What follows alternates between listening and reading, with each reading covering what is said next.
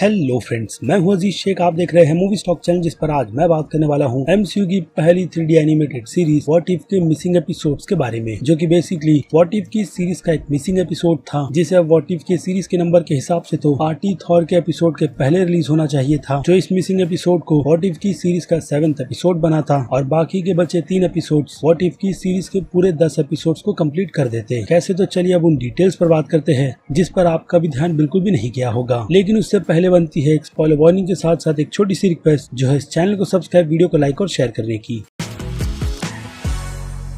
So friends, तो what if की series से एक एपिसोड को कम किया गया है। इसकी ऑफिशियल कंफर्मेशन तो मैंने आपको इंस्टाग्राम अकाउंट पर पोस्ट कर दे दी थी, जिसे कंफर्म सीरीज के प्रोड्यूसर ब्रैड विंडरबॉम ने किया था कि कोविड के चलते उस एपिसोड का पूरा काम खत्म नहीं हुआ था और उस एपिसोड में guardians of the Galaxy volume 3 film के प्लॉट से रिलेटेड कुछ स्पॉइलर थे, जिसकी खुलकर डिटेल उन्होंने लोगों के सामने बिल्कुल भी नहीं रखी। लेकिन अब व्हाट इफ के 9th एपिसोड के रिलीज होने के बाद फैंस ने ये चीज बहुत ही अच्छी तरीके से गैस कर ली कि व्हाट इफ के सीरीज से कौन सा एपिसोड मिसिंग था। बाकी कुछ वेबसाइट्स की तरफ से इस एपिसोड की थियरी को गढ़कर एक अच्छे खासे प्लॉट की डिटेल निकाल ली गई है, जो व्हाट इफ की सीरीज में एक अच्छा एपिसोड साबित होता। कैसे, तो चलिए उस पर बात करते हैं। वेल, तो आपने 9th एपिसोड में गार्डियंस ऑफ द मल्टीवर्स के सारे टीम के मेंबर को देखा ही होगा, जिनके हर एक कैरेक्टर को बिल्ड एक एपिसोड्स को दिखाकर किया गया था। लेकिन उन मेंबर्स में गमोरा का कैरेक्टर बिल्कुल ही अचानक निकल कर आ गया था, जिसे देखकर काफी लोग सरप्राइज हो गए। साथ ही साथ उस वर्जन का टोनी स्टार्क फाइनली जिंदा है, जिसे वॉचर सीधे अपनी मदद के लिए सिलेक्ट कर लेता है। यानी कि गमोरा ने कुछ न कुछ ऐसा किया ही होगा जिसके चलते वॉचर्स की नजर उस पर काफी टाइम पहले से थी, जिसे वॉचर्स सर्वाइवल ऑफ सकार के नाम से बुलाता है। यानी गमोरा का लेना देना सकार प्लेनेट से था, जो डेफिनेटली उसका होम प्लेनेट नहीं बल्कि ग्रैंड मास्टर के कंट्रोल वाला सकार प्लेनेट है। लेकिन अब सोचने वाली बात यह भी है कि गमोरा उस प्लेनेट पर पहुंची कैसे। वेल, तो उसका जवाब भी काफी सिंपल है, क्योंकि उसी एपिसोड में हम टोनी स्टार्क के कैरेक्टर को हल्क बस्टर के काफी अपग्रेड सूट में देखते हैं, या फिर कहो एक बिल्कुल ही अलग सूट में, जिसे टोनी स्टार्क ने सकार प्लेनेट पर रहकर बनाया है। यानी कि व्हाट इफ के इस मल्टीवर्स के यूनिवर्स में टोनी स्टार्क सकार प्लेनेट का चैंपियन था,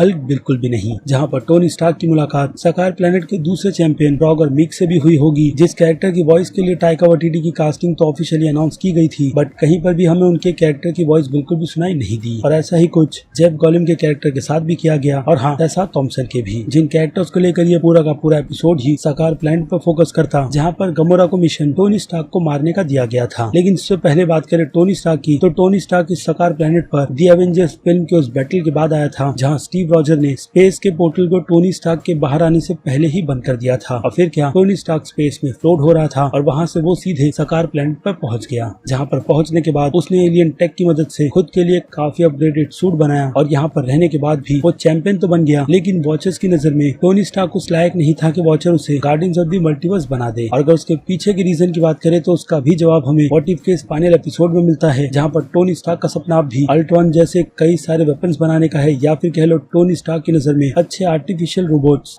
जो पूरी की पूरी गैलेक्सी को प्रोटेक्ट करे। यानी दूसरे यूनिवर्स में भी टोनी स्टार्क अल्ट्रॉन को कहीं ना कहीं जिंदा तो करेगा ही, रीजन भले से ही कितने भी ज्यादा अलग क्यों ना हो। और शायद यही वो रीजन हो सकता है जिसके चलते वॉचर्स ने टोनी स्टार्क को नहीं बल्कि गमोरा को चुना, क्योंकि यहाँ पर भी जब गमोरा को उसके पिता थैनोस ने टोनी स्टार्क को मारने का ऑर्डर दिया होगा, तो डेफिनेटली उसने अपने इस मिशन को अंजाम नहीं दिया होगा, और शायद यही चीज वॉचर की नजर में आई थी। बाकी बात रही आपके पॉइंट उठाने की कि वॉचर ने किलमॉन्गर के कैरेक्टर को उठाकर बहुत ही बड़ी गलती की थी, तो मुझे लगता है वो वॉचर है और उसे पता था कि अल्ट्रॉन के उस फाइनल बैटल में एरिक किस डिसीजन को लेकर आगे बढ़ेगा, इसलिए अब वो जोला के साथ एक पॉकेट डायमेंशन में बंद है। बाकी बात रही थैनोस जैसे दिखने वाली गमोरा की, तो वॉचर्स के अकॉर्डिंग उसने कहीं ना कहीं टोनी स्टार्क को सकार प्लेनेट के उस चैंपियंस के टूर्नामेंट में हराया है, जिसके चलते वॉचर उसे चैंपियंस के खिताब के साथ भी नवाजता है, जिसने उस बैटल में ऑब्वियसली टोनी स्टार्क को नहीं मारा। और बात रही थैनोस की, तो थैनोस को पता चल जाता है कि टोनी स्टार्क सकार प्लेनेट पर है, जिसकी वजह से वो लोग न्यूयॉर्क की बैटल हार गए, इसलिए वो अपनी बेटी गमोरा को उसे मारने के लिए भेजता है। यानी कि ये event guardians of the Galaxy volume 1 के पहले का रहेगा, और वहां जाकर गमोरा अपना डिसीजन खुद लेती है, जिसके बारे में मैं आपको ऑलरेडी बता चुका हूँ। और यहाँ से इन दोनों की जोड़ी बनेगी, क्योंकि गमोरा उसे अपने पिता के प्लान के बारे में बता देगी, और ये भी कि न्यूयॉर्क पर उसी ने हमला किया था। लेकिन अब इस टीम अप में इन दोनों के अलावा इनकी टीम में एमसीयू के यूनिवर्स और कौन से सुपर हीरोज को ऐड किया गया होगा, उसकी ऐसी कोई भी मेरे पास इन्फॉर्मेशन नहीं है। लेकिन गमोरा के सूट और थैनोस की शॉट को देखकर ऐसा ही लगता है कि वो लोग अपने मिशन में पूरी तरीके से सक्सेस हो गए और वहां से सीधे नेडा वेलियर पहुंच गए। कैसे, अगेन उसकी ऐसी मेरे पास कोई भी डिटेल नहीं है। लेकिन वहाँ पहुंचकर उन लोगों ने सबसे पहला काम थैनोस के गाउंटलेट के डिस्ट्रॉय कर किया, जहाँ पर नोटिस करने वाली बात ये भी है कि ईट्री का हाथ यहाँ पर बिल्कुल सही सलामत है। जबकि इन्फिनिटी वॉर फिल्म में थैनोस ने उसे सजा इन्फिनिटी गाउंटलेट बनाने के बाद उसके हाथों को पूरी तरीके से मेल्ट कर दिया था, जो कि ये भी कंफर्मेशन करता है कि यहाँ पर ईट्री ने थैनोस के लिए इन्फिनिटी गाउंटलेट कभी बनाया ही नहीं, बल्कि ये गाउंटलेट 100% हो सकता है कि ओडिन के लिए बनाया गया हो, जिसके मकसद पहले हेला के साथ मिलकर कुछ इसी तरीके के थे। लेकिन जब ओडिन सोल स्टोन तक पहुंचा होगा, जहाँ जाकर उन्हें रियलाइज हुआ कि उन्हें अपनी सबसे प्यारी चीज का सैक्रिफाइस करना होगा, तो हो सकता है कि ओडिन ने वहाँ पर अपने प्लान को पूरी तरीके से बदलकर इस आइडिया को ड्रॉप कर दिया हो, जिसे बाद में पिक डेफिनेटली थैनोस ही करेगा और गमोरा और टोनी स्टार्क मिलकर उसका अंत भी, जिसके लिए तो अब हमें डेफिनेटली वेट ही करना है। क्योंकि जैसे कि मैंने कहा, इस एपिसोड को सीजन 2 के लिए शिफ्ट कर दिया गया है, लेकिन फिर भी 9th एपिसोड में गमोरा और टोनी स्टार्क की प्रेजेंटेशन इस मिसिंग एपिसोड का हमें पूरी तरीके से हिंट दे देती है और साथ ही साथ एक और क्वेश्चन भी रेज करती है अगेन प्रोड्यूसर ब्रैड के अकॉर्डिंग कि इस एपिसोड को भले से ही कोविड के चलते पूरा कंप्लीट नहीं किया गया और इसमें spoiler guardians of the Galaxy volume 3 से रिलेटेड भरे हुए थे, तो फिलहाल तो थियरी और डिटेल्स के अकॉर्डिंग वो चीज अभी के लिए तो बिल्कुल भी मैच नहीं हो रही। लेकिन अगेन व्हाट इफ का ये मिसिंग एपिसोड पूरा तो होता ही है, जिसे लेकर अब आपकी क्या राय है उस बारे में मुझे कमेंट कर जरूर बताइएगा कि अगर ये एपिसोड व्हाट इफ की सीरीज में होता तो उससे क्या फर्क पड़ता और क्या नहीं। क्योंकि वक्त है वीडियो को अब यहीं पर खत्म करने का। मैं हूँ अजीज शेख, आप देख रहे थे मूवी स्टॉक चैनल, जिसे अगर आपने अभी तक सब्सक्राइब नहीं किया है तो सब्सक्राइब कर लीजिए और बगल में बने हुए इस बेल आइकन के साथ साथ नोटिफिकेशन को भी ऑल पर क्लिक कर दीजिएगा। बाकी मैं मिलूंगा जल्दी आपसे दूसरी किसी वीडियो में किसी और फिल्म या फिर किसी और सीरीज के टॉपिक पर बात करते हुए। तक के लिए आप मेरे चैनल के बाकी दूसरे वीडियोस को भी एंजॉय कीजिए। Till then